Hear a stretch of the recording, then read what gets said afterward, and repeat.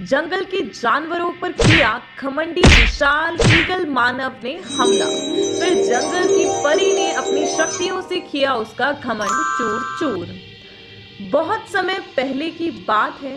एक बड़ा सा हरा भरा विशाल जंगल था। उस पर हर प्रकार के जानवर बड़े ही प्रेम से रहते थे। जंगल का राजा बब्बर शेर बहुत ही काबिल और ताकतवर था। कहते थे कि बब्बर शेर के ऊपर जंगल की देवी की कृपा थी, जो उसे किसी भी मुसीबत से बचा लेती थी। जंगल की देवी ने बब्बर शेर को एक जादुई मणि दी हुई थी, जिसकी शक्तियों से वह जंगल हमेशा हरा भरा रहता था और जंगल में कभी भी सूखा नहीं पड़ता था। उस जंगल के सभी जानवर बहुत ही सुख चैन से अपना जीवन जी रहे थे। एक दिन बब्बर शेर के सामने जंगल की देवी प्रकट होती है और बब्बर शेर से बोलती है, जंगल के राजा, हमें कुछ समय के लिए जंगल से दूर अपनी एक दोस्त के पास जाना है। हमारी अनुपस्थिति में आप पर ही जंगल की रक्षा की सभी जिम्मेदारी रहेगी। हमें पूरा विश्वास है कि आप जंगल की रक्षा में कोई कमी नहीं छोड़ेंगे। जैसी आपकी आज्ञा देवी, आप निश्चित होकर जाइए। मैं जंगल की रक्षा में अपनी जान लगा दूंगा।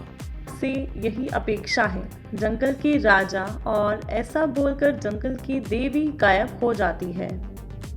अब बब्बर शेर देवी की अनुपस्थिति में जंगल की रक्षा करने में लग जाता है। वहीं पास में एक खपरी शैतानी मुर्गा बब्बर शेर और जंगल की देवी की बातें सुन रहा था। वह वहां से जल्दी से भागता हुआ जंगल के बाहर बनी हुई एक कुटिया में जाता है। उस कुटिया में एक विशाल ईगल मानव था, जो कि जंगल की मणि को चुराकर जंगल पर राज करना चाहता था और उसने ही अपने खबरी शैतानी मुर्गे को बब्बर शेर की मुखपरी में लगा रखा था। मेरे आका, एक खुशखबरी लाया हूँ। क्या खुशखबरी लाए हो मेरे खबरी मुर्गे? मेरे आका, जिस दिन का हम इतने समय से वेट कर रहे थे, वह समय आ गया है। जंगल की देवी कुछ दिनों के लिए जंगल से बाहर गई है और यही समय है जंगल की जादुई मणि को चुराकर इस जंगल पर राज करने का। वाह मेरे खबरी, तूने तो बड़ी ही कमाल की खबर दी है। चलो चलते हैं और उस मणि को चुराकर जंगल पर अपना कब्जा कमाते हैं। फिर वह दोनों जंगल में मणि को चुराने के लिए निकल जाते हैं।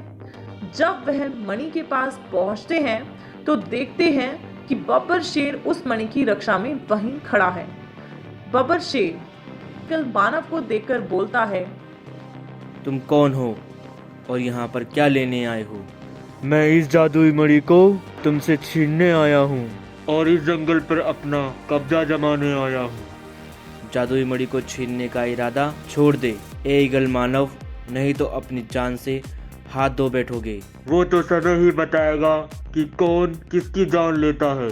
फिर बब्बर शेर और ईगल मानव में लड़ाई होने लगती है। बब्बर शेर अपने जैसे ही कई सारे शेर की सेना बना लेता है और मानव ईगल पर चारों तरफ से हमला करता है।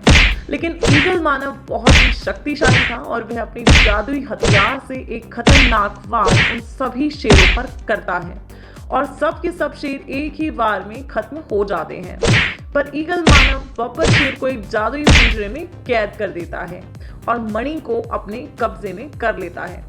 मणि ईगल मानव के पास जाते ही जंगल में अंधकार छाने लगता है और देखते ही देखते जंगल के पेड़ पौधे सूखने लगते हैं और जंगल में अकाल जैसा हालात बन जाते हैं।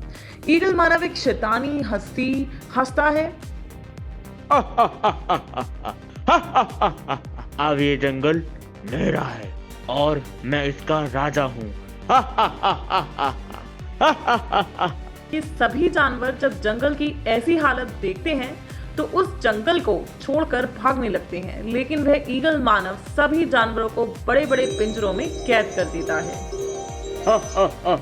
मेरे रहते कोई भी इस जंगल को छोड़कर नहीं जा सकता। तुम सब ऐसे ही मरोगे।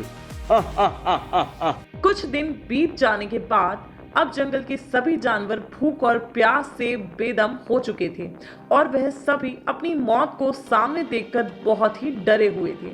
जंगल का राजा बब्बर शेर जंगल की देवी को याद कर रहा था और मन ही मन वह देवी को पुकार रहा था।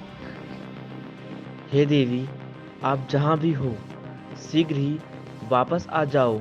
आपके जंगल पर मुसीबतों का पहाड़ टूट पड़ा है। आखिरकार बब्बर शेर की पुकार रंग लाई और उसकी पुकार जंगल की देवी तक पहुंच गई। जंगल की देवी अपनी दोस्त से बातें कर रही थी कि उसके कानों में बब्बर शेर की पुकार सुनाई पड़ी। हे देवी, आप जहाँ भी हो शीघ्र ही वापस आ जाओ। आपके जंगल पर मुसीबतों का पहाड़ टूट पड़ा है।